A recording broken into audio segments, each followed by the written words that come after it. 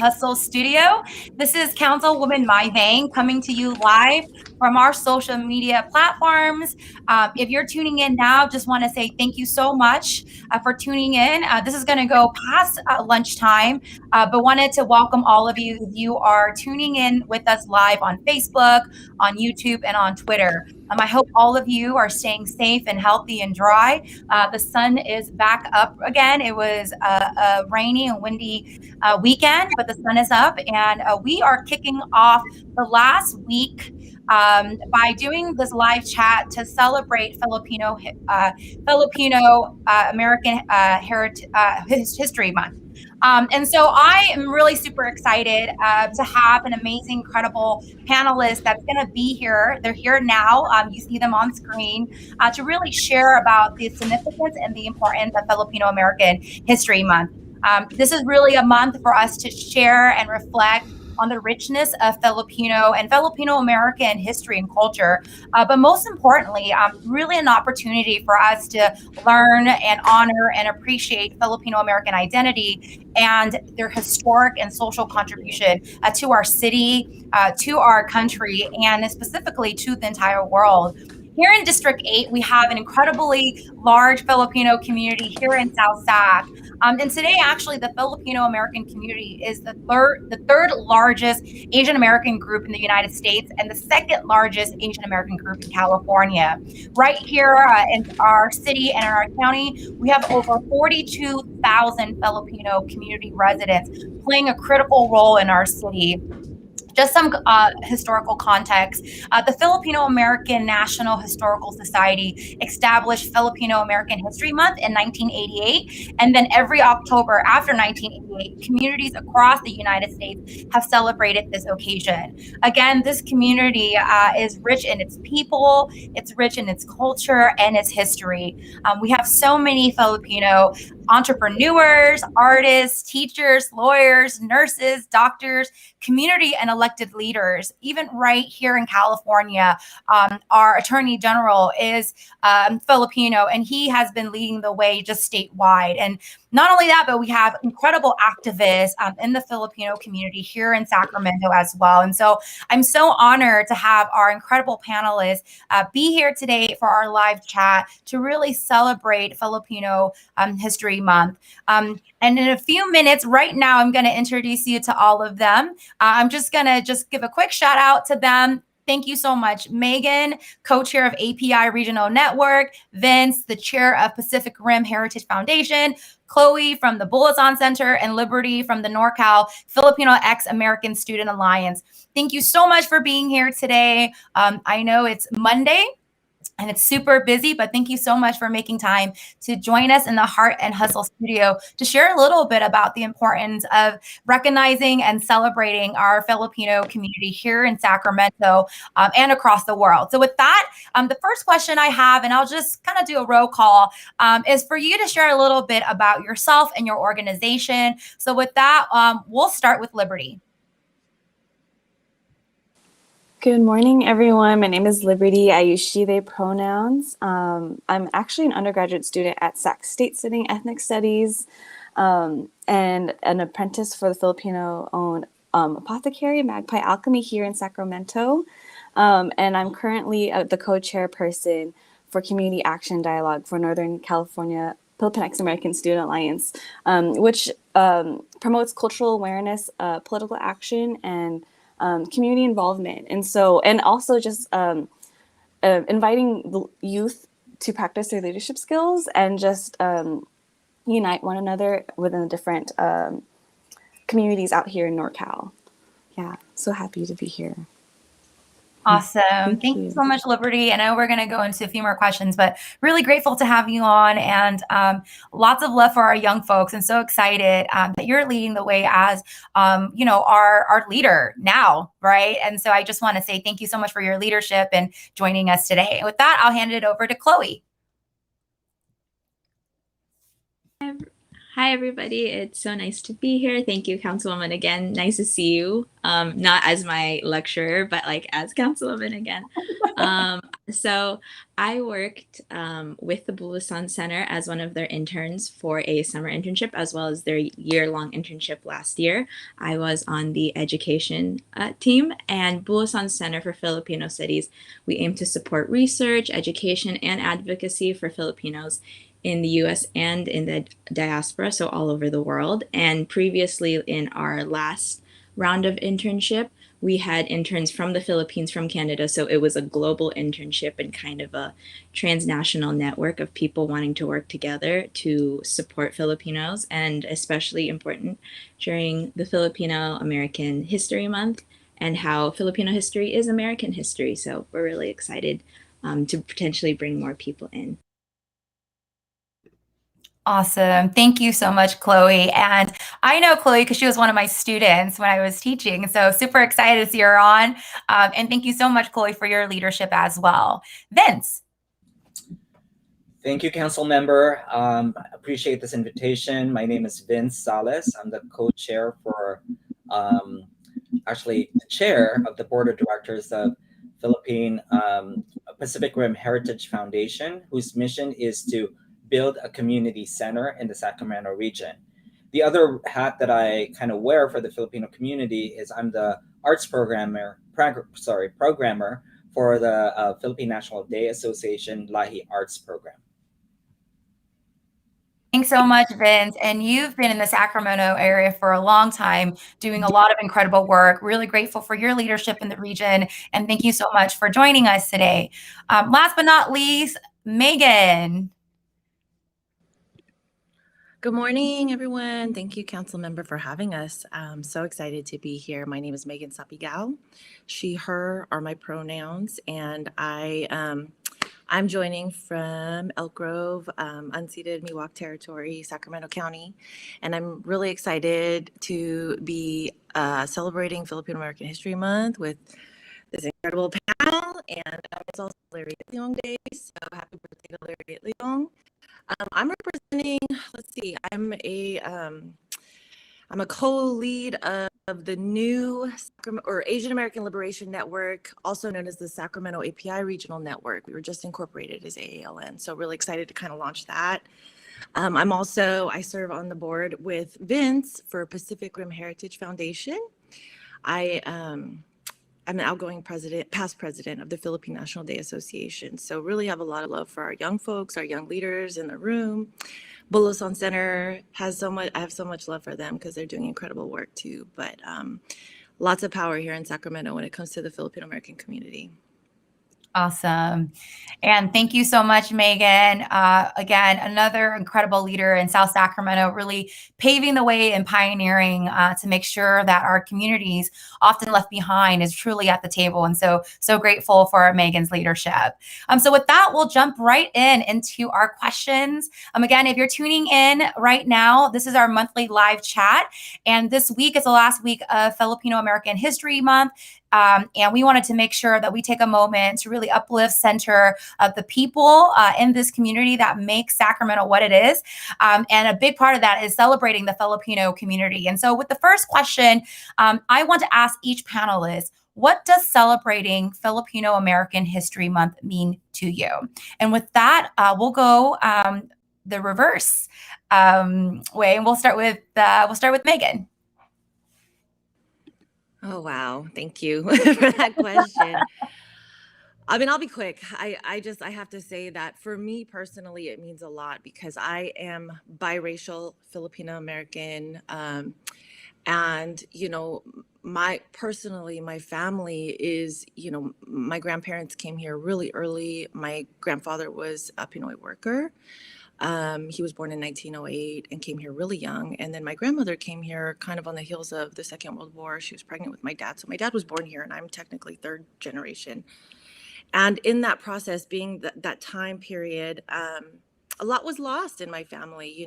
My dad and his brothers and his sister were taught to speak perfect English. They were, we held on to our cultural foods and our traditions, but my grandparents were, they really wanted to make sure that their kids grew up American, and so now here we are, trying to kind of recover a lot of that. And so it's just so special to, not just in October, but year round, really kind of reconcile and reconnect with our roots and our history.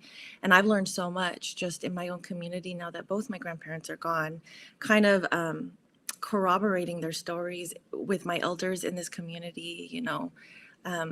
They came to Sacramento. This was their first place. This is where they built their home. They worked at a lot of the businesses here in Sacramento. They really established roots. And so I think just for me personally, it's really a reclamation of a lot of my history as a Filipino American.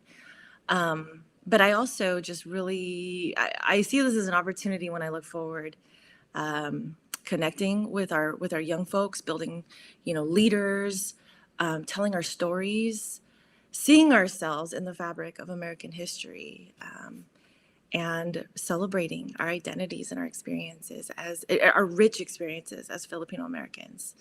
So I think that's what celebrating fall means for me. Awesome. Thank you, Megan, so much for sharing that. Vince? So I immigrated to the U.S. when I was 17. And the history of Philippine American history for me is more recent in terms of my own reference point, as an immigrant.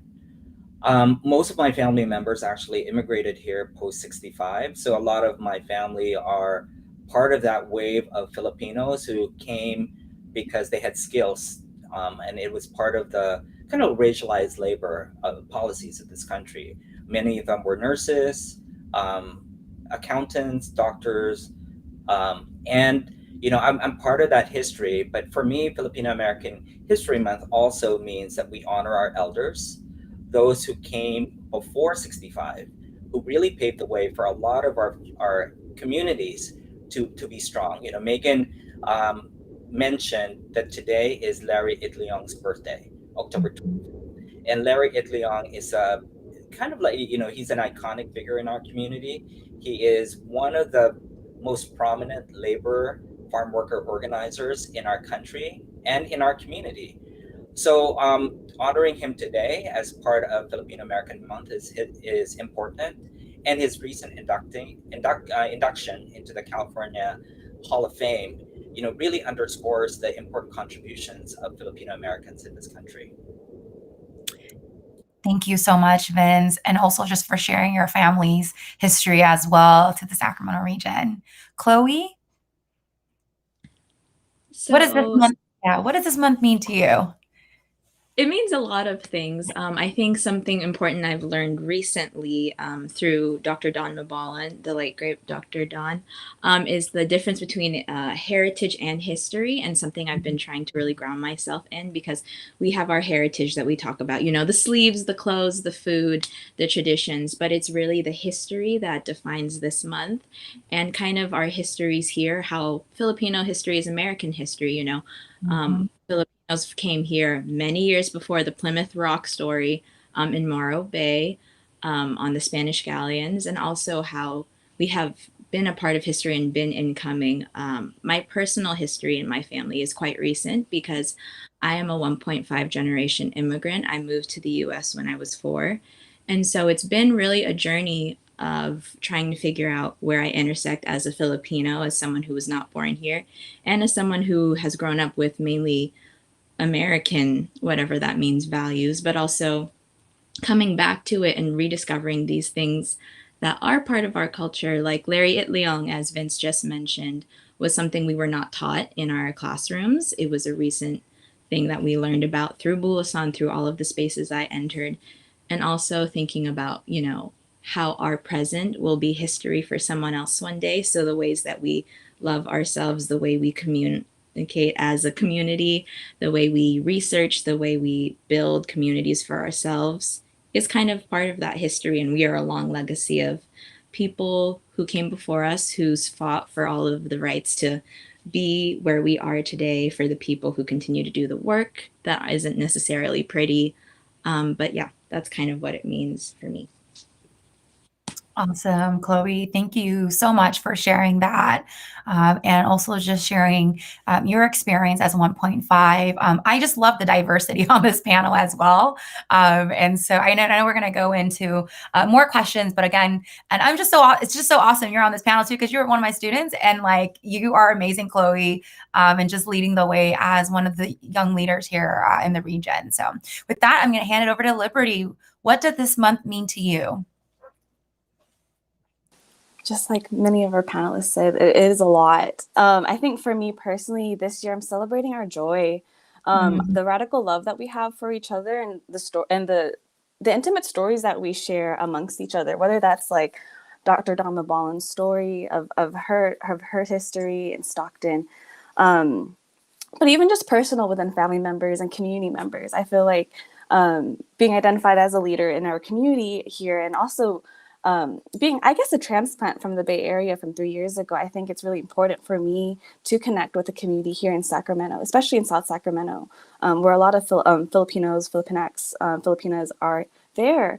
And the importance of bridging the youth and the elders together with the rich history that the elders do have here, and how much we can learn from them too, and build together. And I think that's what makes me so exciting and so hopeful of the importance of Filipino American History Month, and just talking about it, and how important just simply talking about it with one another can lead to so many things. And I feel like that's how I got into where I am today, is just to ask questions and to learn more about one another genuinely. So thank you. Yeah, that's definitely where I'm at of today. Awesome. Thank you so much, Liberty. And you're absolutely right. I think these spaces and even this panel, right, it's really an opportunity for folks who are watching to really learn about our community. And I say our community, even though I'm not Filipino, right, but that the Filipino community is our community. And just like Chloe said, Filipino history is American history. And so making sure that, we're sharing our stories, our struggles, and also ensuring that they're in history book, right, and that we are really doing our dual diligence and being intentional about capturing all of our histories and stories and data. And so the next question I have is really about research and data, because I think that is really important when really fighting for resources for all of our communities. The Bulasan Center recently released a health survey collecting data on the Filipino community during the pandemic. And some of the findings were I want to say shocking, but not shocking. And a big part of that is because of the stories that I hear on the ground, right? That's not captured in the books or in the data, right? And so I'm not shocked, but I think it's also really important to make sure that we have tangible data to be able to present to policymakers in this region and across this state. And so the Bulasan Center recently did release a health survey data, and some of the findings were, increased feelings of depression and anxiety for many of our Filipino ex-Americans at large, right? Particularly those who are living in multi-generational household with essential workers, to our college students. I want to take this moment to kind of pause. And I know that maybe some of y'all have had an opportunity to read some of the preliminary data and findings, but wanted to ask you, what are your thoughts and reflection on some of these findings? And does it make recognizing Filipino American History Month even more important? So let's just take a moment to pause. I don't know. I think most of y'all have seen some of that preliminary data, but really want to take this moment to ask all of you, what are your thoughts about the findings, and what can we do moving forward, knowing the data, right? And now that we just not have those stories on the ground, but we literally have data to share what is happening, what happened during the pandemic, and what is still currently happening in this pandemic within our communities, in particular the Filipino community. And with that, I will start with Vince. So thank you for that question, council member. I think one of the major takeaways for me was really the importance of mental health services to our community, mental health services for our young people, our youth, as well as for our frontliners, particularly those who work in healthcare.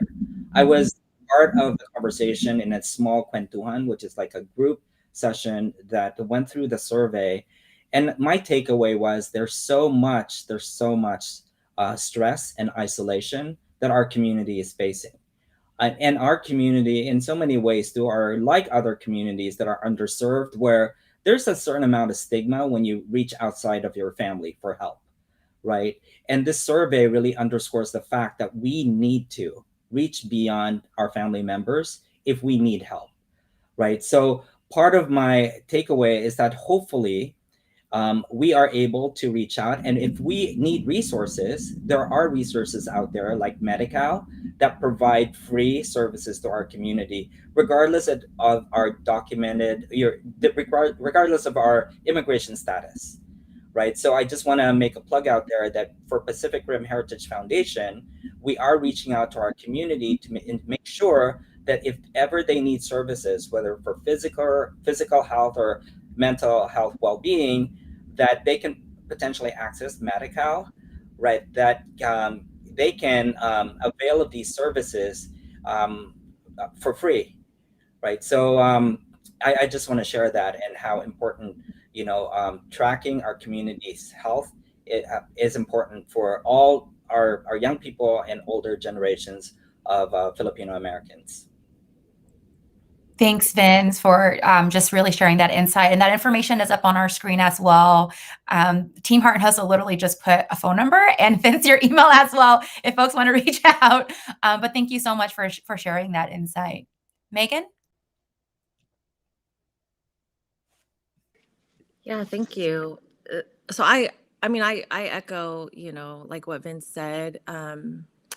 I too, like you, council member, was like not surprised, but these are things that we knew, especially as someone who, worked in the community, who is working in the community. I mean, the SAC API Regional Network was founded right at the beginning of COVID, and it really was, Sacramento area Asian and Pacific Islander leaders that got together and really kind of forecasted and understood that, oh my gosh, this pandemic, knowing the inequities and knowing the lack of data and the lack of understanding when it comes to how we're resourced and how we have access to help, this pandemic is going to be so hard on us.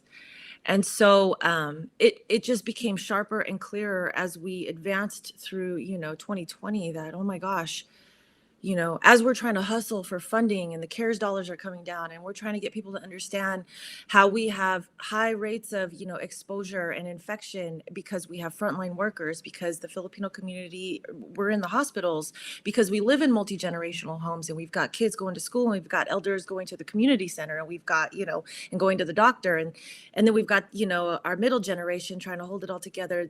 I mean, there was just so many different kind of nuances and factors. And these are things that are not reflective in the data. These are things that are not what the larger, community, resourcing community, the larger community understands about us. Because again, I mean, it goes back to like education, our systems, our identities, our experiences are not generally reflected. And, we can talk about that all day, but we became really aware, and it was really surfaced, things we already knew. So again, not surprised, but just it's when we talk about student challenges, when we talk about labor challenges, when we talk about health and mental health challenges, Bulosan Center doing this survey and releasing this data was paramount for our community, and it really ushered in and what I hope is an amplification of why disaggregated data is so critical to all, underserved, underrepresented communities. Because as somebody who, is trying to advocate for the Asian and Pacific Islander community, and even our multicultural communities across Sacramento, the fact being able to get, funding resources and foundations and donors and, institutions and resources to understand the really nuanced experiences of during something like a pandemic is just so critical. It's really the only way that we can, have a chance at serving and coming out of these inequities as a community. So again, I give so much credit to the Bulasan Center, which is, you know, the first research center for Filipino communities in the nation, you know, producing this kind of data. And I really hope that it just paints a picture of why it's so important to do this kind of work, to fund this kind of work, to validate this kind of work, and to believe this work, to believe this research, and use it as, you know, policymakers, as resources, really understanding and using this information and this data to be able to better serve and help our communities.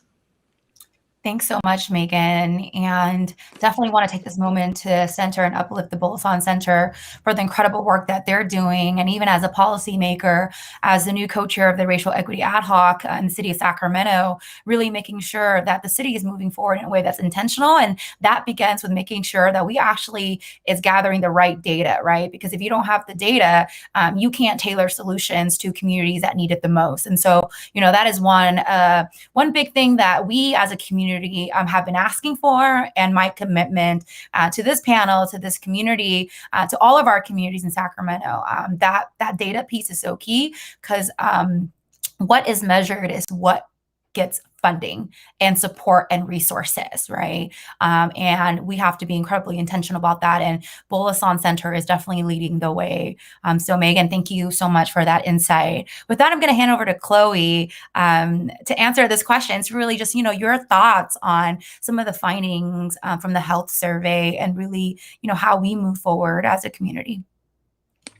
So it's really special and incredible to me, because when I was still at UC Davis, as the pandemic was happening, and actually concurrently with the Filipinics survey coming out, I had decided in a medical anthropology class, that everywhere I bring to my space, especially anthropology, which is a very colonial discipline, that I was going to bring my own research and my own people to the forefront of whatever I was researching. And we were tasked with creating an infographic on something that was important to us for our final. And I had decided that with the news flooding in every single day about Filipinos dying at a disproportionate rate in the healthcare industry, I was going to collect a bunch of research. So I put together an infographic on all of these different, as Megan mentioned, these nuances in our culture. Like, we might have multiple like healthcare workers in one family, which was definitely the case in mine. We have multi-generational households who we're bringing it home to. Also, the isolation can be very difficult because our communities, whether it's blood or not, we rely on each other and having that kind of connection to be able to get through these moments.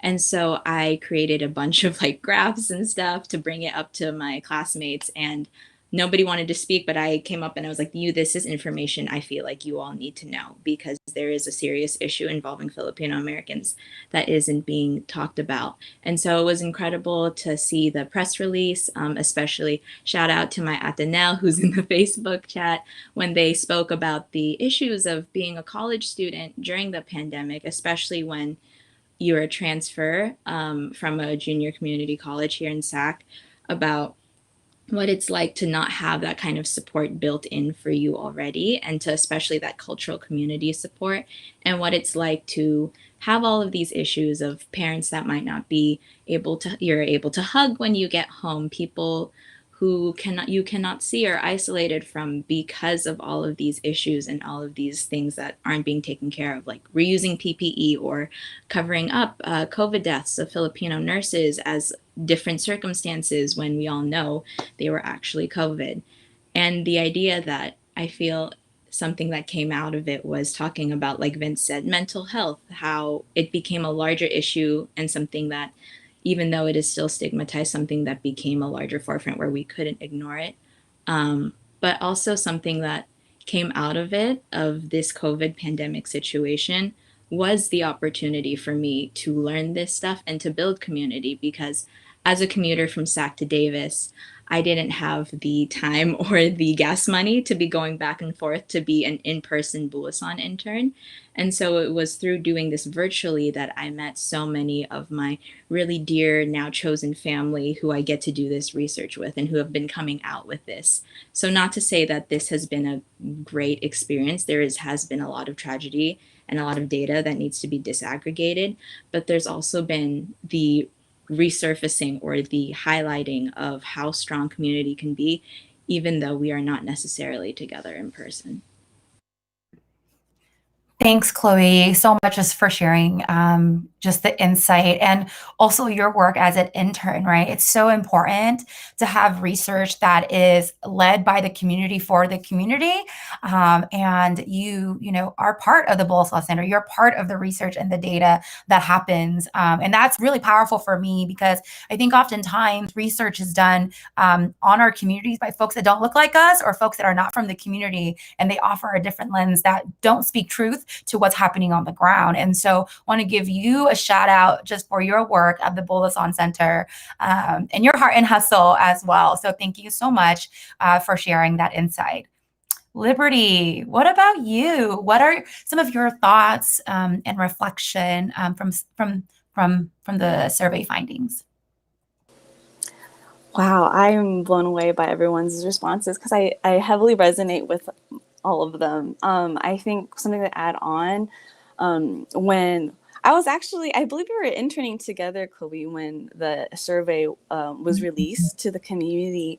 And I was interning alongside taking Dr. Robin Rodriguez's public ASA 150, which was the Filipino American Studies course during lockdown and the pandemic, or the beginning of the pandemic. And so having those two together actually made me, or taking that course, that public course, had me have a better understanding of why it's so important to release this survey out into the community, the historical context of just the lack of resources that Brown, Black, Indigenous people of color do not receive, in the community. And so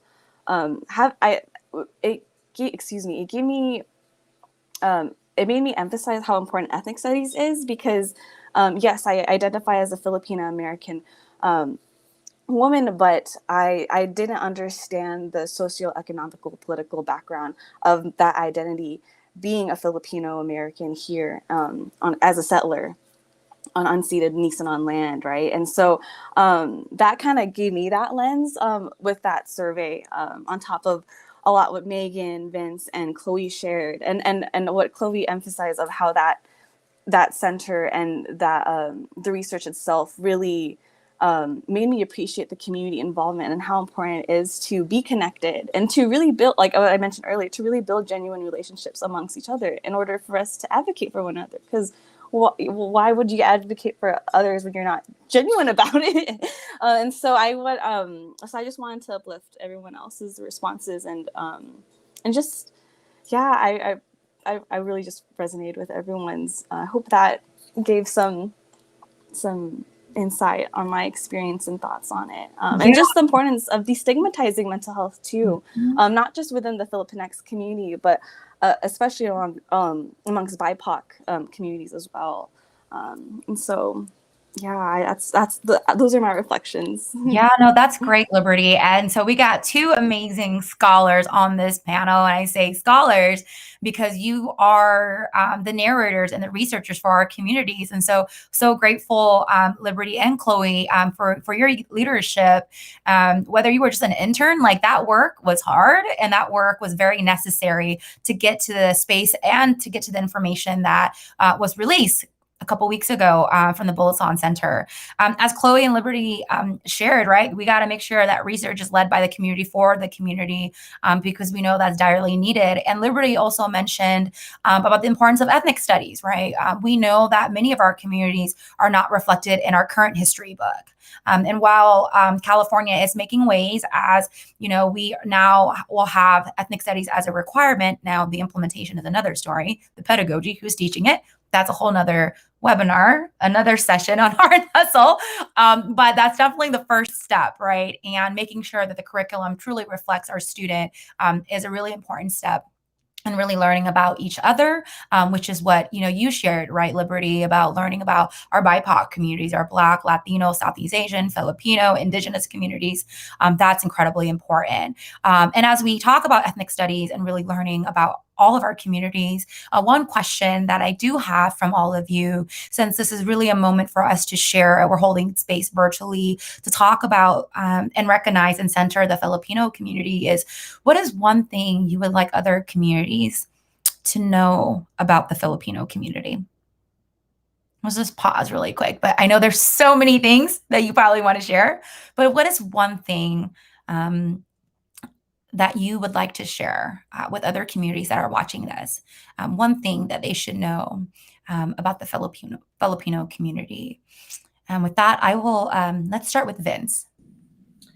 Thank you for that question, Council Member. I just want to acknowledge everyone who's tuning in today, all of our young folks and our friends in the community who are participating. In terms of one thing that I'd like to share about our heritage is, I work with an organization called Filipino Community of Sacramento and Vicinity. They've been around since 1929, right? As settlers in Sacramento and the vicinity, particularly in Miwok land. And one of the things that I'd like to impart to folks is that our community really strives to take care of each other. And there's a value that we ascribe to called bayanihan, which is really trying to help out each other in providing mutual aid when someone is needing something in terms of their own families. We try to extend help to each other, right, in many different forms, whether it's giving food. So for example, during the pandemic, and we're still in the pandemic, folks we identified, particularly our elders who were isolated in their homes, needed food, needed plate lunches. So our community organized so we can deliver food to these different isolated elders in our community to make sure that they have a sense of connection and they have food to nourish their bodies. That has been magnified during the pandemic, right? But no matter how much we try to take care of each other, I remember, for example, an elder asking me, "Can you help me access this food and delivery program from the county?" She didn't know how to do that on the digital platform. I had to be on the phone with her, coach her as she filled out the application. So we try to rely on each other, but we need to also make sure that we reach out to those who are there to provide support for our community when we are unable to do it, right? So I want to applaud you, Council Member Mai Vang, for extending your hand to our community, because we need public officials like you. We need institutions like our public health to really help provide services to our community that are culturally appropriate and in language, right? And we need our trusted members of our community to provide those services so that we see someone who looks like ourselves, who are trying to help each other, and that trust is immediate. It's a built-in trust whenever you see someone who looks like you, who may speak the languages that you have, or share the same kind of background experiences that you have.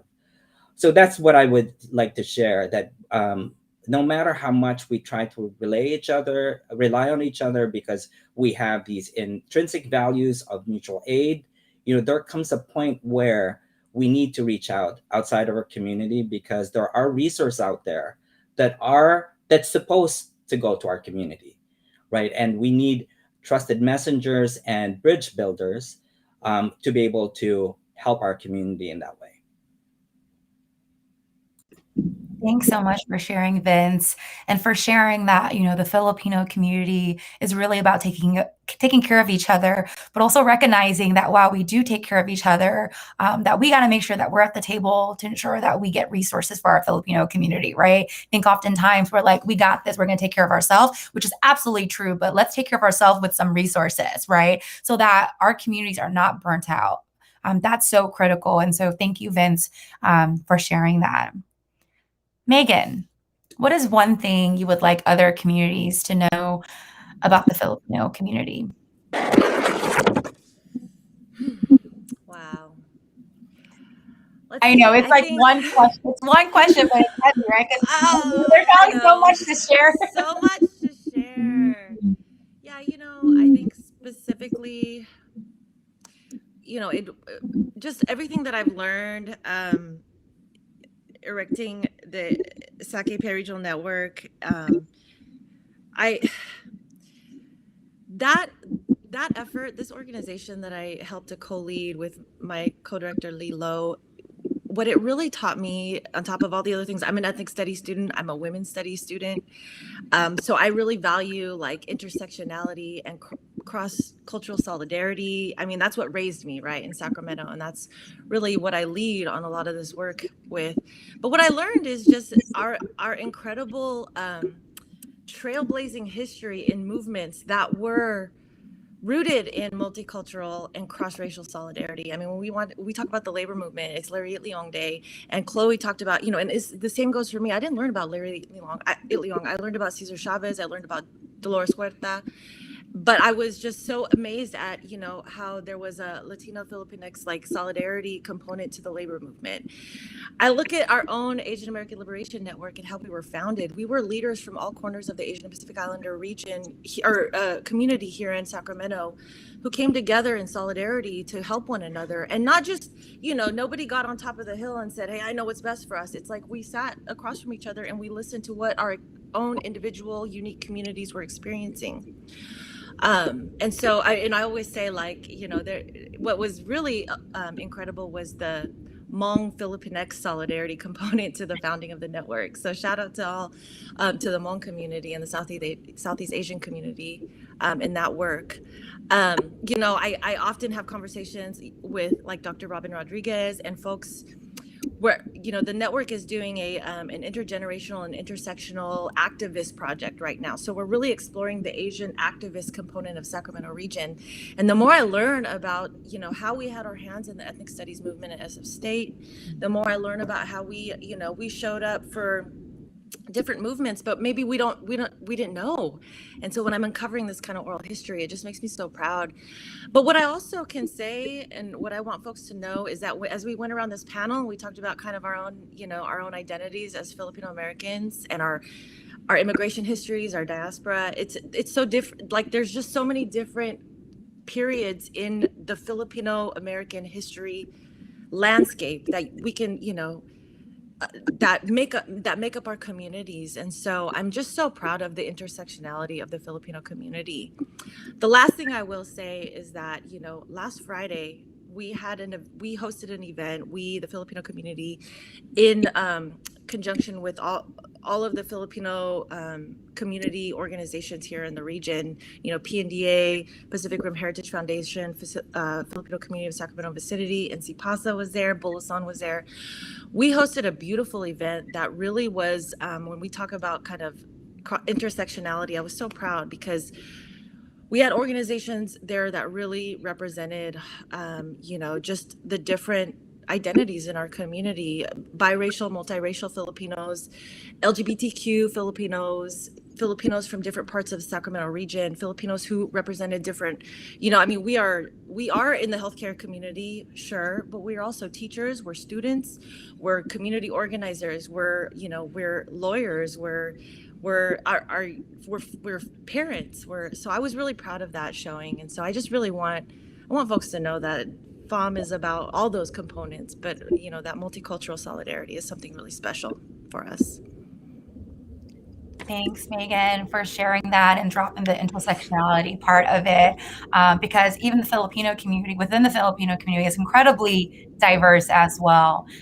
So really appreciate you sharing that. And one thing that you definitely want to share with the community. So that's really great. Liberty, what is one thing you would like to share with communities that are watching this about the Filipino community? Yes, I was going to mention the multicultural solidarity and how Filipinos have organized with other cultural communities and how their work is gathering us together is part of our freedom and liberation here, right? And also the labor movement with Larry Itliong, I definitely want to uplift him today on his birthday. And how we as Filipino Americans have had such a rich, deep, and dark history here on this land as well, and the contributions to this country and on this land as well. And so I also just really want to emphasize what Megan said, because I really resonate with that of organizing together with like the intersections of and coming together. Thank you. Awesome. Thank you so much, Liberty, for sharing. Chloe, what about you? What is one thing you want folks to know about your community? Well, thankfully I'm last, so I had time to think about this because I was stumped for a while. But just building off of the intersectionality, intercultural, like multicultural, intercultural, like solidarity. I was trying to figure out how do I sum that up in those ways, because also Filipinos are the only reason the Philippines exists is because of colonization. We have so many like linguistic differences between them. There are different languages. There is no way that we would have been able to be an entire country without that kind of legacy. But also thinking about that, I had to reach back to the event a couple nights ago where I saw this awesome flag poster thing by the Nick Pasa booth that had the ancient Filipino Tagalog script for the word, the symbol for ka. And ka is kind of the word still in Tagalog that kind of means community, that we do everything together.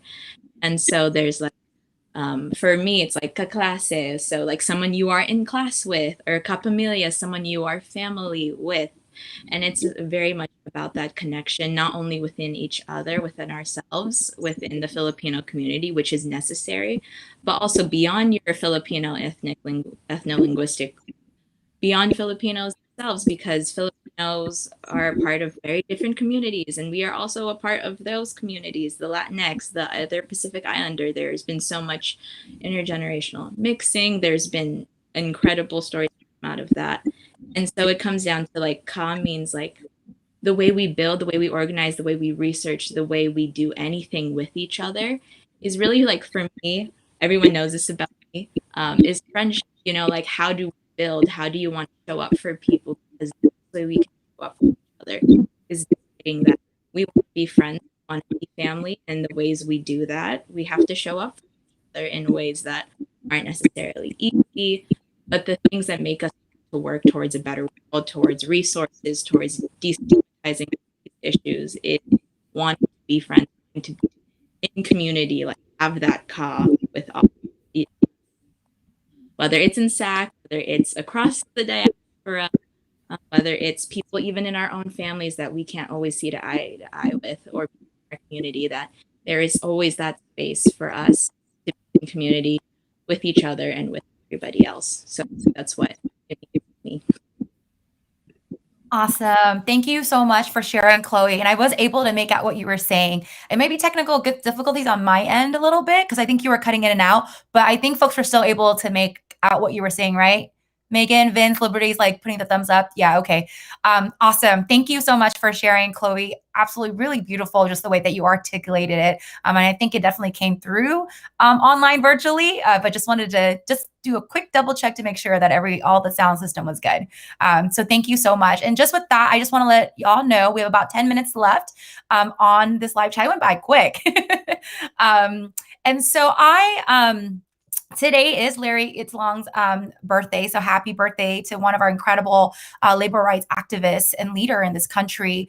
But we are really here to celebrate also just all of you. Megan, Vince, Chloe, Liberty, your family, your community, right? And what I want to share is that, while October is Filipino American History Month, it's something we should be celebrating every single day, 365 days a year, right?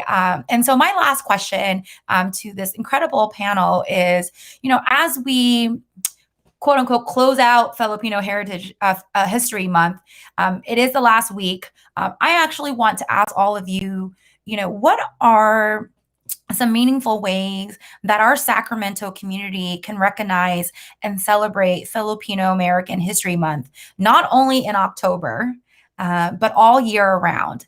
What is one thing or just some meaningful ways that you think that our Sacramento community can recognize, can celebrate, can contribute, can center the Filipino community? And with that, we will start with Megan. So I'm a parent and I got little ones at home. when I was a new parent and I was a new, kind of community leader at the time, this was years ago, one of my mentors, Auntie Cynthia Bonta, she said, bring your baby to these meetings, bring them into the community and let them see our community. And the other day, my son came home and he said that he had a heritage project and he was so proud to talk about his Filipino heritage. And he said, we get to talk about um, food, traditions, and location. And I was just so impressed with how much he absorbed, and I wasn't even being intentional about it over the years. And so I think that to celebrate, bring your family out and tell these stories and find books and share them with your kids, share them with your students, share them with your family. Ethnic studies was powerful for me because it armed me with the ability to come home and share information with my family. And like I said earlier, reclaim a lot of our identities. So I really encourage folks all year round, when you get the opportunity to share in community, it doesn't have to be the Filipino community, but just your multicultural community, do so and raise your children like that, because it's amazing what we absorb and how much it means to us as we grow older. Thanks, Megan. Super mom. I don't know how you do it. Thank you so much, either. Super Mom, for sharing that advice about bringing your kids and your family, your loved ones to events and reading more and being intentional about just learning more about the Filipino community. That's awesome. Liberty, what are some ways we can celebrate, center the Filipino community, not just in October, but all year round? I feel like I wouldn't be joining in with y'all today if I didn't take an ethnic studies course. It was actually a Filipino American studies course that I took at Napa a while back that really got me into where I am today. And really, so advocating for uplifting ethnic studies and to continue sharing our stories together. And like what Megan said, to get involved with events and get involved with community and how you can help within your capacity and continue to build those relationships each other with cross-cultural solidarity and more. I think it's super important to just keep to be open with one another and to really advocate for one another. So thank you. I think those are my meaningful ways. That's awesome, Liberty. Thank you so much for sharing. Chloe, what about you? I kind of feel the same. My little sister, who actually I think worked with you when you were campaigning, she's in her first ethnic studies class right now at college. And she's finding her voice. I think it's incredible how people find passion in what they do and what they haven't been able to explore earlier on. And that's actually the piece I wanted to talk about, because I currently work with kindergartners. And something that kind of breaks my heart a little is how little it's there. Like you said, it's the who's instructing the ethnic studies moving forward. But I think at that level, I had a really awesome conversation with Dr. Rod a couple nights ago about how building community and making sure the people who are actually in this country are represented at that level, as opposed to the very typical story of like Christopher Columbus discovered this, which I've unfortunately seen in a couple of their like history, social studies worksheets that my kinders have been working on. The myth is very harmful, and it's something that stays with them whether they know it or not. And so unlearning that has been a process for all of us, whoever grew up here, but also like making sure, at that level, we are meeting kids where they're at, because schools are becoming more diverse everywhere you go. And also supporting diverse communities like children of color is incredibly important. And so whatever media there is, like the books, the things I bring into my classroom, I try to inject it in whatever way I can of, these people have been here. It's not something new. It's not something to be made of as a spectacle. It's definitely making sure what are the kids learning early on that they can celebrate and support and be doing this work, that it's not radical, that it's the community work that we should always be doing, and who's at the table with us. Because it starts with like, who's at the playground with us? Who are we looking at? Who is at our seat with us? And so making sure that happens at that level would be really important to me, like moving forward beyond this month. Awesome. Thanks so much for sharing that advice, Chloe. That one way that we could be meaningful in celebrating and centering the Filipino community and its history is, one, by learning what we've learned. right, about various communities, in particular the Filipino community. And so thank you so much for sharing that insight. I think there is a lot of unlearning that all of us have to do, because oftentimes we don't see ourselves reflected in history books. And so I think that's incredibly powerful, Chloe. So thank you so much for sharing that. Vince, you are the last to share. What is one meaningful or some meaningful ways that our Sacramento community can recognize and celebrate Filipino American History Month throughout the year? Thank you for that question, council member. I just want to thank and acknowledge everyone and their thoughts in really trying to prop up Filipino American History Month every day. All of Megan, Chloe, and Liberty's responses were spot on.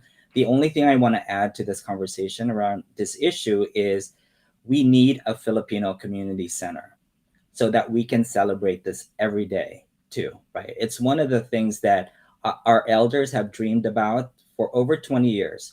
We have a lot, an undeveloped lot on Southgate and East 66, where we want to build a community center.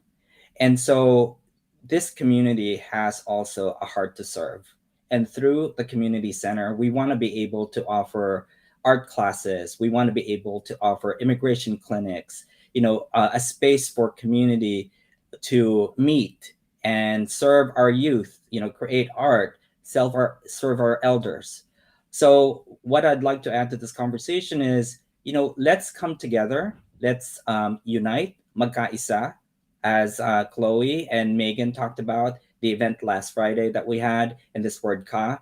Let's come together, magkaisa, and unite to create a Filipino community center that will allow us to celebrate Filipino American History Month every day in Sacramento County. Thank you, Vince, so much for sharing that. And I don't know if we have the information, but Vince, how can folks contribute to making this a reality? What are some ways that folks who are watching this, whether you're Filipino or not, what are ways that we can support to ensure that this community center becomes a reality for our elders who won't be around, right? They've been fighting hard, and we want to make sure that this happens. So I don't know if we can put that information up, but if not, maybe you can verbally share how folks can get in contact with you or the team. Because I know that you are campaigning and also working really hard to get the funds and the people power to get this to happen. Well, thank you for the introduction that you provided to Supervisor Kennedy. We now have an architect on board to help us design this future building on that land. And if you want more information about the Filipino Community Center, you can call me at 916-335-2729. Or you can also email me. I provided the information earlier, vince.brhf or Pacific Rim Heritage Foundation at gmail.com. And we'd love to involve you in this Filipino Community Center project. Thank you. Awesome.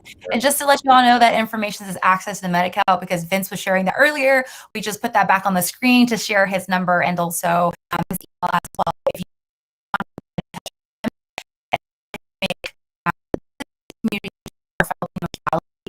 so I know it's we use the whole entire time. I want to take this opportunity to incredible panelists, Megan, Vince, Chloe, Liberty. Thank you so much for your heart and hustle, not just for the Filipino community, but for all of our communities. I got a little note that says that your stream, okay, I think it's working. So if you're able to see me, that's great. I just got a little notice that the Wi-Fi is a little, it's not that strong right now, but I hope y'all can hear me. Again, I want to take the opportunity to thank our incredible panelists for being here today and really centering, celebrating, and helping me as Councilwoman of District 8 to uplift our Filipino community. I just want to share briefly that tomorrow, the city of Sacramento will be recognizing Filipino American History Month. I will be presenting a proclamation, and in particular, recognizing an incredible leader in the Filipino community, Dr. Robin Rodriguez, who founded the Bulacan Center for Filipino Studies at the University of California, Davis. I hope that all of you can join me at council tomorrow virtually at 5 p.m. to recognize her work and the community's work to preserve and promote the history of Filipinos in California, especially pioneering the way during this COVID-19 pandemic to ensure that the greater Sacramento region has disaggregated data and research to advance health equity in the Filipino community and all of our communities. So with that, thank you so much for joining us today, and tune in next month for our live chat next month. Again, sending y'all lots of love, lots of healing, and be safe. Make sure that you wash your hands, y'all. Wear a mask if you're indoors. Get your vaccine shot if you haven't already. Booster shot, we'll make sure to put the information up as well. Team Heart and Hustle just put my contact information. Reach out to our office if there's anything that you need, 916-808-7008, or you can email us at district8@cityofsacramento.org. Thank you so much to the panelists. Y'all were amazing. And take care, everyone. Thank you so much for tuning in. Happy Filipino